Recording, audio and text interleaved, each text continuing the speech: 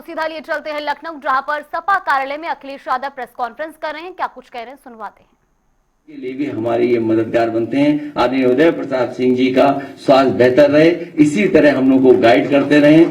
जिस तरीके से इन्होंने हमेशा पार्टी को, नेताजी को, हम लोगों को रास्ता दिखाया, उसी तरीके से हम लोगों को भी और आशीर्वाद देते रहे। यही हमारी कामना है। इन्हीं शब्दों के साथ आपने जो सम्मान प्राप्त किए हैं, बहुत सम्मान प्राप्त किए हैं, हम लोगों को कभी मौका मिलेगा तो और इससे भी बड़ा सम्मान देने का काम हम लोग करेंगे। और सम्मान इसलिए देते हैं कि बहुत सारे लोग इंस्पायर होते हैं उन चीजों से, लोगों को सीखने का मौका मिलता है, लोग प्रेरणा लेते हैं। इसलिए आपका सम्मान हम लोग जब कभी मौका मिलेगा भविष्य में करेंगे। इन्हीं शब्दों के साथ आपका मैं धन्यवाद देता हूं, क्योंकि आप लोकसभा में भी सांसद रहे मैनपुरी से, जहां से नेताजी सांसद रहे। इसलिए हमारे आप परिवार के सदस्य हैं, कभी तो हैं ही, लेकिन हमारे परिवार के सबसे बुजुर्ग सदस्य हैं आप। मैं आपका बहुत बहुत स्वागत और बहुत बहुत बधाई देता हूँ। बहुत बहुत धन्यवाद माननीय सांसद जी और राष्ट्रीय अध्यक्ष समाजवादी पार्टी। और कार्यक्रम के समापन की औपचारिकता के लिए अब हम धन्यवाद ज्ञापन करेंगे। खत्म नहीं हुआ, ये बिना उसके खत्म नहीं करेंगे जी। हमारे दो सवाल अभी रुको लास्ट में कविता सुनाई क्या? अभी सुनवा रही लास्ट में सुनाई क्या? अभी सुना दीजिए।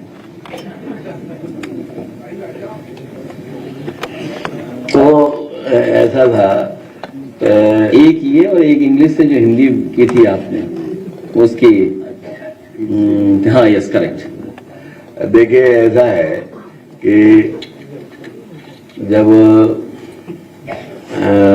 अखिलेश जी जब मुख्यमंत्री थे तो इन्होंने एक पुरस्कार दिया, वो भी बहुत बड़ा पुरस्कार था, रुपयों के मामले में सबसे बड़ा पुरस्कार था। ऐसा था कि नीरज जी को दिया जाना था, और नीरज जी के साथ साथ अखिलेश जी ने हमारा भी नाम लिख लिया, और वो साहित्य शिरोमणि पुरस्कार है।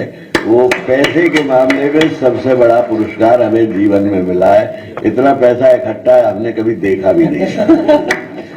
वो नीरज जी ने दिलवाया था।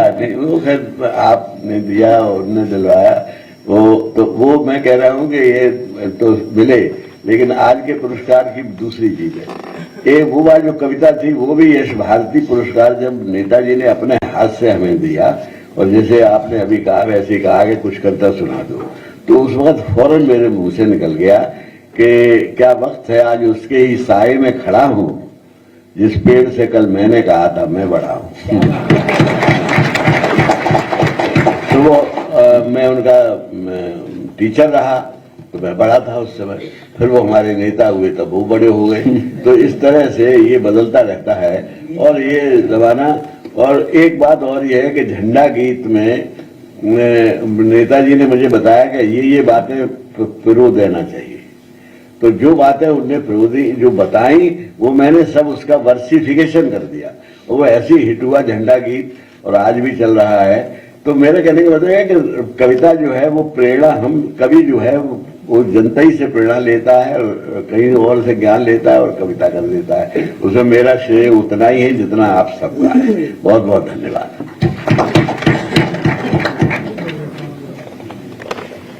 अखिलेश जी, हमारे दो सवाल बहुत छोटे छोटे हैं, अभी उत्तर